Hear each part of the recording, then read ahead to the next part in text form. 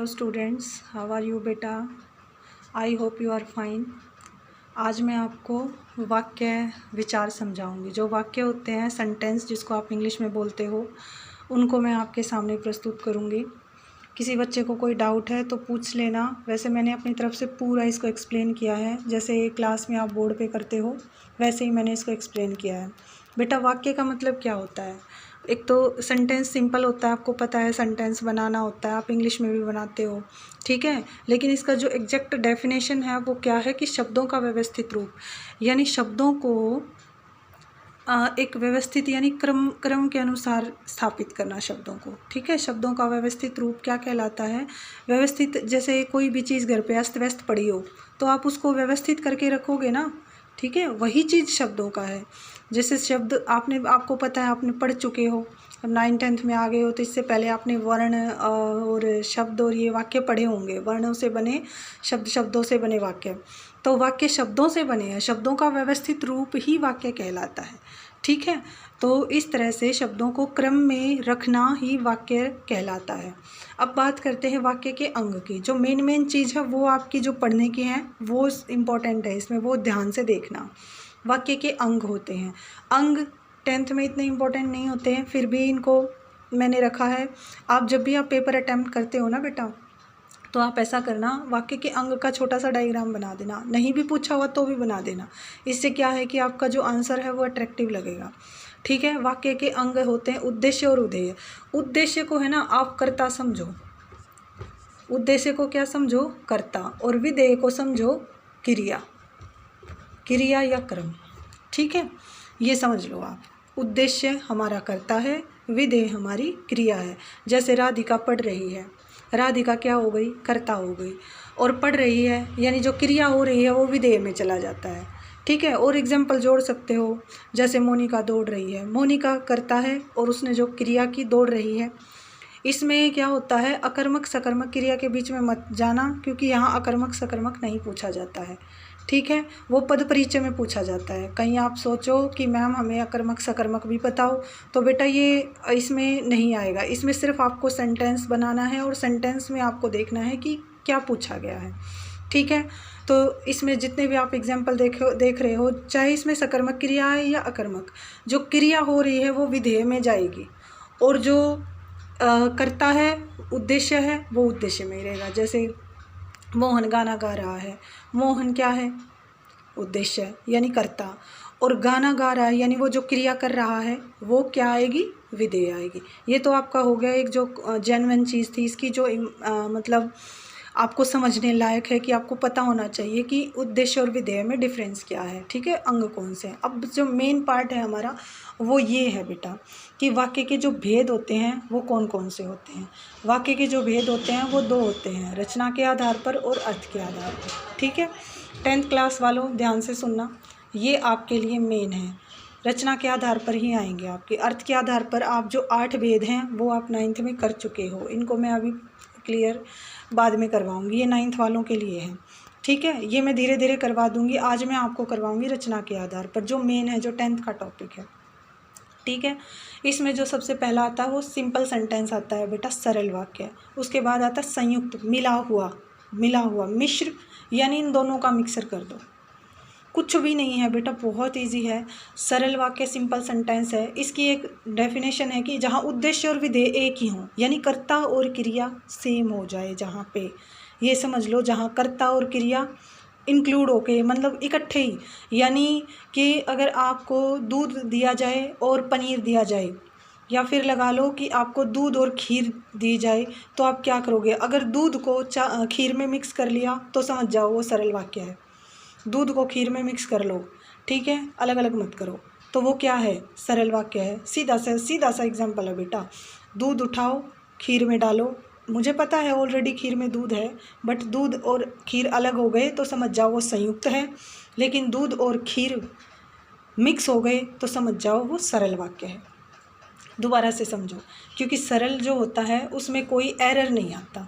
बिल्कुल, ये बिल्कुल दूसरा जो इजी लेवल का जो मैं समझा रही हूँ ना, वो है सरल वाक्य में कोई एरर नहीं आता, ये सीधा बोला जाता है। हाँ, विराम चिन्ह जरूर आएंगे, कहीं आप ये समझो कि मैम ये तो बिल्कुल बिना ब्रेक के बोला जाता है, ऐसा भी नहीं है। जैसे देखो, माँ खाना बनाती है, दादाजी घूम रहे हैं, ठीक है, मोहन खेल रहा है, ठीक है, राधिका पढ़ रही है। इस तरह से जो ये हैं, इसमें अगर देखा जाए तो सिंपल सेंटेंस है, कोई एरर नहीं आया, कोई समुच्चय बोधक आ ही नहीं रहा। समुच्चय बोधक पता है ना, कंजक्शंस इसके बीच में नहीं आती। एक वाक्य सीधा बोला जाता है, उसी में कर्ता यानी कर्ता भी एक होता है और क्रिया भी एक होती है, ये याद रखना इसमें। समझ गए होगे? आई होप आपको क्लियर हो गया होगा। फिर भी नहीं हुआ हो तो कमेंट करके पूछ लेना मुझसे, ठीक है। अब बात करते हैं संयुक्त की। संयुक्त क्या होता है? संयुक्त मतलब मिला हुआ बेटा, ठीक है। संयुक्त का मतलब होता है कि मिला हुआ, जिसमें दो से अधिक उपवाक्य जोड़े जाएं। उपवाक्य मतलब वाक्य का छोटा रूप होता है, याद रखना। वाक्य का छोटा रूप उपवाक्य कहा जाता है, ठीक है, ये याद रखना। कहीं इसको मैम ये उपवाक्य का मतलब क्या होता है, एक तो होता है लॉन्ग सेंटेंस, एक होता है शॉर्ट सेंटेंस। सेंटेंस के बीच में से छोटा सेंटेंस बना लिए। जैसे टिप्पणी करते हैं, एक प्रस्तावना लिखते हैं, प्रस्तावना लंबी हो जाती है, टिप्पणी यानी शॉर्ट नोट छोटा हो जाता है। उसी तरह से आपका वाक्य लंबा हो जाता है, उपवाक्य छोटा होता है। इसमें कंजक्शंस आते हैं, ये याद रखना। कंजक्शंस मतलब आपके एरर आता है, और एरर क्या है, आपके समुच्चय बोधक आ जाते हैं, जैसे और, अथवा, किंतु, परंतु, ये आ जाते हैं, ठीक है। जैसे पर भी आ सकता है, ठीक है ना, पर भी आ सकता है यहाँ किसी भी सेंटेंस में। तो बेटा ये आपका हमारा हो गया। तो इस तरह से जिसमें दो से अधिक उपवाक्य जोड़े जाएं वो हमारा क्या हो जाता है, संयुक्त वाक्य। जैसे इसमें क्या, रोहन खाना खा रहा है और टीवी देख रहा है, यानी एक क्रिया कर रहा है और उसके साथ दूसरी क्रिया भी वो कर रहा है। एक क्रिया तो वो क्या कर रहा है, वो खाना खा रहा है, और दूसरी क्रिया और दूसरा काम कौन सा कर रहा है, बताओ कौन सा कर रहा है, कि वो टीवी भी देख रहा है। यानी वो एक क्रिया के साथ दूसरी क्रिया साथ साथ में कर रहा है।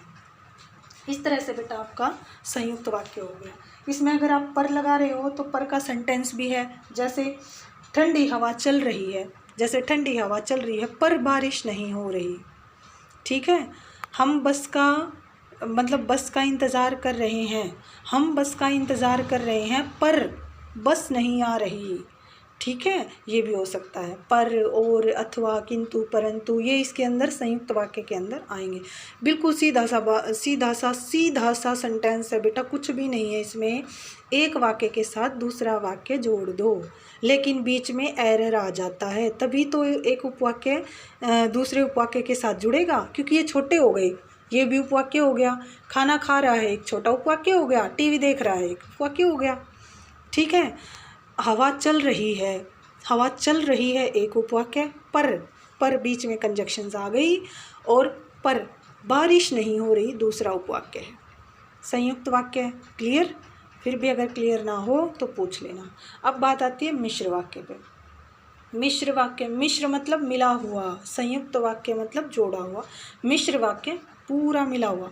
मिश्र को मिश्री से याद करो, दही में मिश्री डाल दो, बस वो याद करो कि मिश्र बन गया, जो मतलब पूरा इसमें एक तरह से मथा गया, ये सब कुछ एक इसमें आ गया।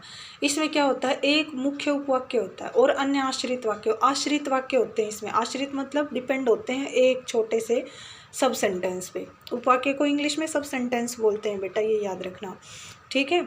क्योंकि एक सब सेंटेंस पे जो डिपेंडेंट जो सेंटेंस होते हैं वो उसी पे क्या होता है, एक सब सेंटेंस पे डिपेंड होते हैं सारे। या देखो, जैसे कि जो लड़का दौड़ में प्रथम आया है, दौड़ में प्रथम, ठीक है ना, दौड़ में प्रथम आया है, वो क्या है, वो मेरा मित्र है। यानी जो लड़का, जो, सो, जब, तब, जब बाबूजी दिल्ली गए तब वर्षा हो गई, ठीक है। जैसे ही हम गांव पहुँचे वैसे ही दादाजी भी हमें देखने के लिए आ गई, जैसे ही, वैसे, ठीक है, ही, ये इसमें आएंगे। जैसे जैसे, तैसे, जब, तब, तभी, अभी, ये इसमें आते हैं बेटा। जब, तब, जैसे जैसे, जो, सो, वो, ये आएंगे इसमें, ये इसके टैग वर्ड है। जैसे इसके और, अथवा, किंतु, परंतु है ना, तो मिश्र के हैं जो, तो, जो, सो, तब, जो, वो, जब, तब, तभी, अभी, ये इसके क्या हैं, मिश्र वाक्य के टैग वर्ड है। लेकिन ये चीज़ याद रखना कि मिश्र वाक्य का जो सब सेंटेंस होता है वो क्या होता है, डिपेंडेंट सेंटेंस पे होता है, यानी एक मुख्य उपवाक्य और अन्य आश्रित वाक्य होते हैं इसमें एक होता है, एक उपवाक्य हो। एक उपवाक्य देखो वो तो गया, जो लड़का दौड़ में प्रथम आया, ये तो उपवाक्य हो गया, वो मेरा मित्र है, ये आश्रित वाक्य हो गया। ठीक है, अभी भी अगर आपको कोई चीज़ क्लियर नहीं हो रही है, देखो अभी भी अगर आपको कोई चीज़ क्लियर नहीं हो रही है बेटा, तो मुझसे पूछ लेना, मैं दोबारा से इस टॉपिक को करवा दूँगी। ठीक है।